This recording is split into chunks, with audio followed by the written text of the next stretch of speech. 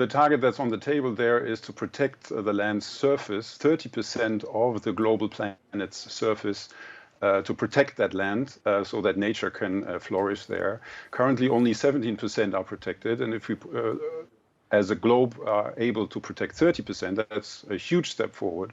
So that's definitely necessary. And the second global goal is to reduce greenhouse gas emissions. In the Paris Agreement Summit in 2015, the global community had agreed to reduce greenhouse gas emissions to 0 by 2050. So that's really an ambitious goal. No coal, no oil, no gas to be used by 2050 globally. And that would mean in the next 10 years, we basically need to halve global emissions. So cut global greenhouse gas emissions in half in 10 years. These are all huge challenges, but I think the first step is to make announcements to be on the path or to be wanting to reach those goals. The second step would then be to implement policies really to meet the goals. You have to be happy with small steps, unfortunately. So what has improved in the last few months is the intentions. So on climate change, for example, more and more countries now really want to reach 0 greenhouse gas emissions by the middle of the century. We have 127 countries which want to do that, and they cover together 2/3 of global greenhouse gas emissions. So that's critical mass. They have good intentions.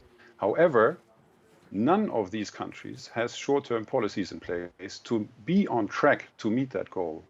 Currently, global greenhouse gas emissions are stable, and they should be halved in the next 10 years. So we still have a lot to do, but as I said, first step is make good intentions. Second step is then to implement them. I think these summits are fundamentally important to give the opportunity to leaders to announce what ambitious things they want to do.